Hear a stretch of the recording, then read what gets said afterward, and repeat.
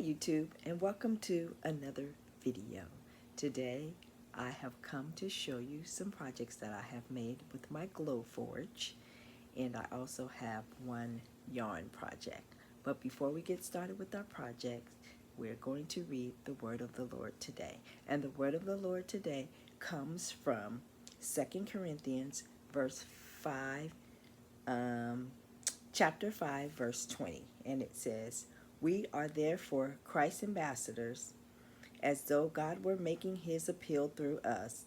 We implore ye on Christ's behalf, be reconciled to God."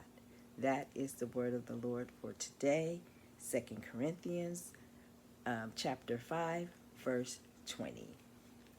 All right, let's get to the project. The project that I have for you today, I did my first leather project on my Glowforge. A friend son is turning 22 and she wants to make a swag bag, so she asked me to make some keychains. The keychain was brought from Tandy Leather, and I just engraved the saying. My friend created the image in Canva and she sent it to me.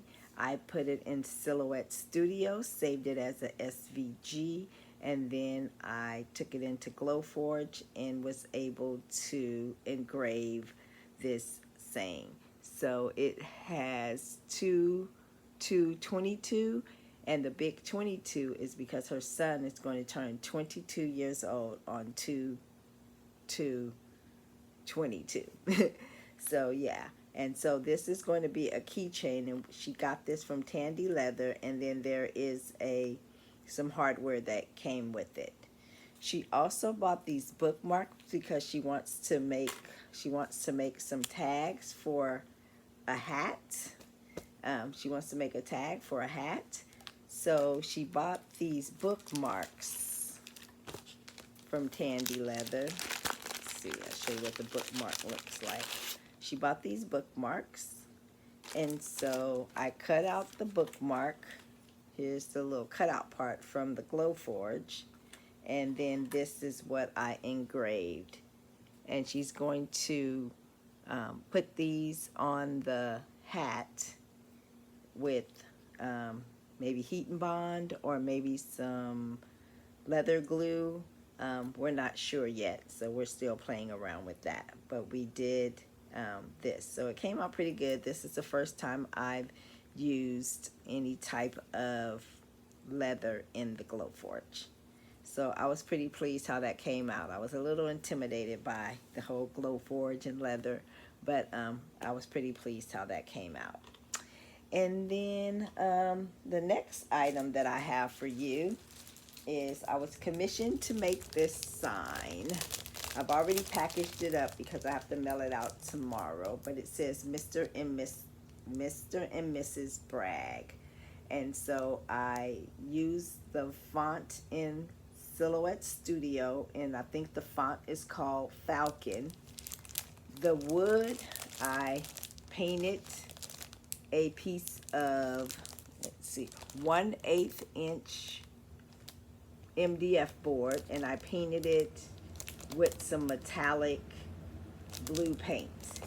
And then the backing piece is Revolution plywood from Lowe's. Yeah, from Lowe's. Revolution plywood for Lowe's. Now, I don't like this wood to cut out. Like, I wouldn't want to cut out the Mr. and Mrs.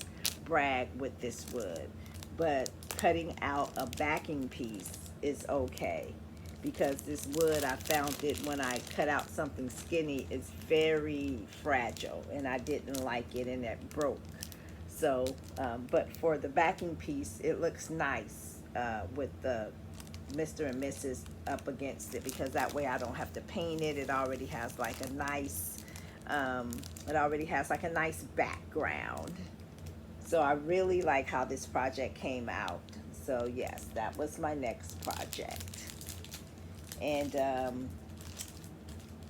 I'm not, so yeah, the font was Falcon in Silhouette Studio. so then I had another order for a bank. So I made this bank for a customer, and if you can see, I use glitter again. I use glitter HTV that I heat pressed to a piece of 1/4 inch MDF board, and I was able to get the backing A, the one all the way in the back, and also I was able to get the outline of this A. I wasn't able to get the base because I didn't have enough, and then I didn't have another piece. So then the base piece, I used a piece of regular HTV, white HTV. So I think it came out really, really nice. The name is painted on with some gloss pink paint, and it is on 1/4 inch MDF. And I'm not sure what the font is. I can't remember. I think it's Joseph Sophia, but it's a font that I downloaded, and then it comes with the little heart for the eye. So I like how that came out. And one of the tips that I meant to tell you guys last time is a lot of times when I make the bank, there are spacers. That's how the money goes in on the top, and then there is no opening on the back, so you just shake the money out. That's why the opening is so big. And a lot of times I like to paint one of the spacers that's right underneath the acrylic, but I didn't get to do that this time, but usually I like to do that. But I think it came out really, really beautiful, and the customer, she loves it. It's for her daughter's birthday, and I really love how it turns out. And so what I do when I put the name on there is I paint the name, and then I mask it with that masking tape that I showed you in the last video. If you want to see what that looks like, you can go back to that video.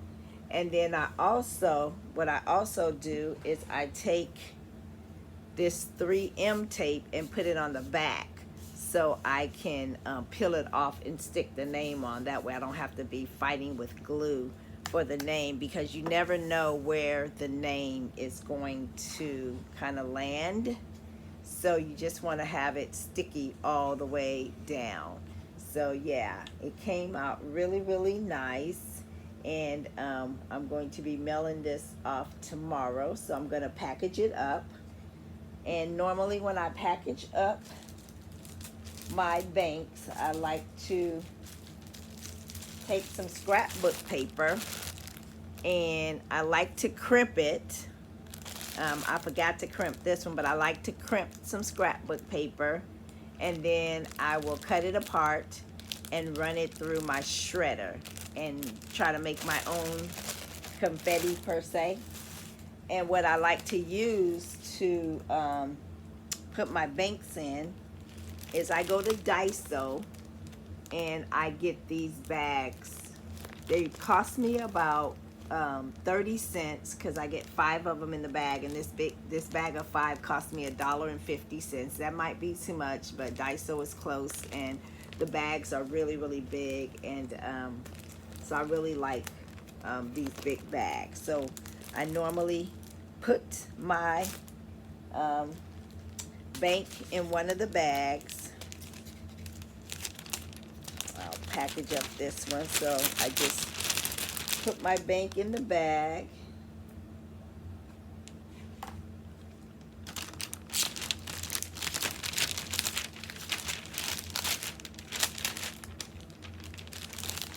And then I'll put the little homemade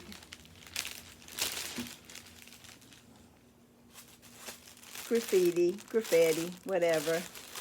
And I just put that in the bag. I try not to get it in the hole. Sometimes it will fall down in my hole. I'm going to put this on the floor and do it on the floor. That way I can kind of see. So I'll show you what it looks like when I'm done. Just kind of like put some in the bag.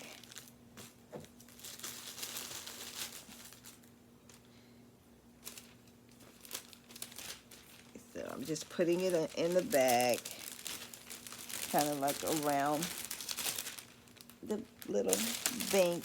Try to give it a little bit of color. The bag is really big.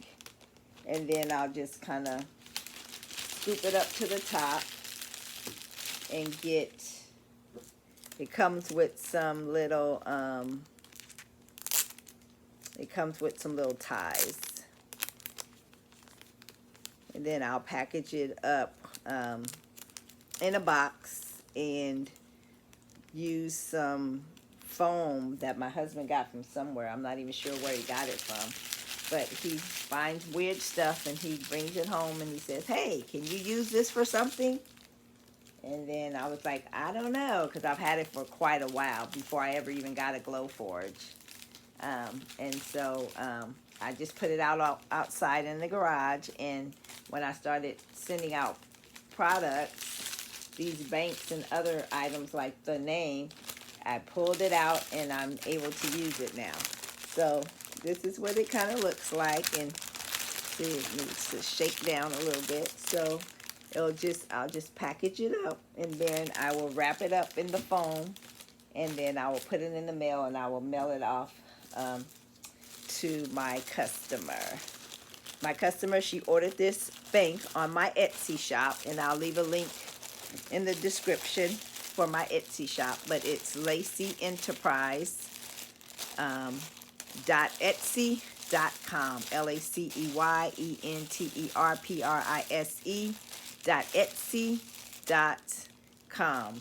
And also, I'll leave a referral down in the description. If you would like to own a Glowforge of your own, just you can use my referral code and you can save up to $500 on your own Glowforge, and you'll be able to cut out the banks and do the leather and do the signs just as I am. So I hope that you find this video helpful, and I hope that you will get a Glowforge of your own. I hope you'll use my referral code in the link.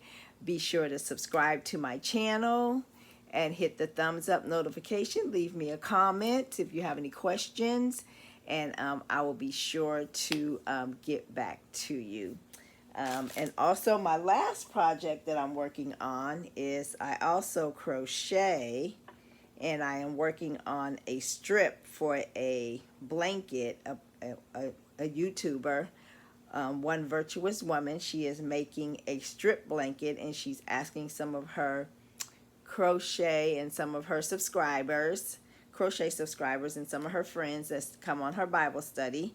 We do Bible study on Thursday nights, or Bible trivia, where we just have fun answering Bible questions and getting more knowledge of the Word of God.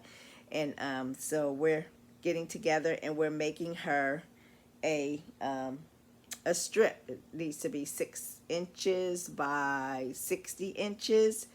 And so I'm making this, and I'm going to mail this off to her.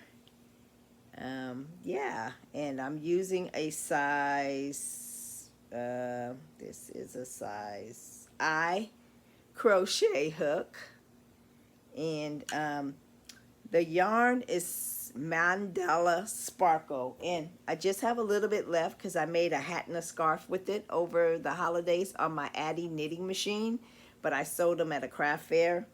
What I didn't sell, I gave to my sister for her church for Christmas giveaway gifts. I give her all my leftover stuff at the end of the year, so I go into the year with no new stuff.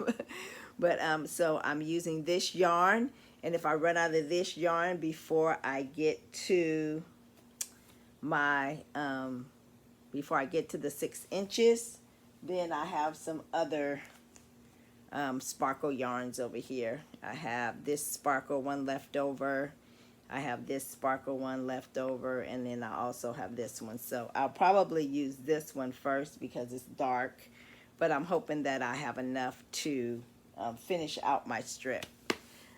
So that's all I have for you today. Thank you for watching my channel, and don't forget, subscribe, give me a thumbs up.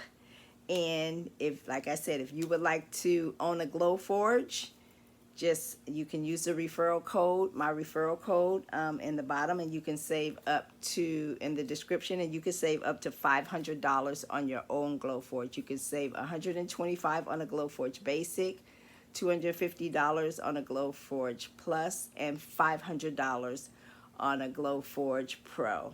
And that's what I have. I have a Glowforge Pro. So I thank you for watching my channel. God bless you.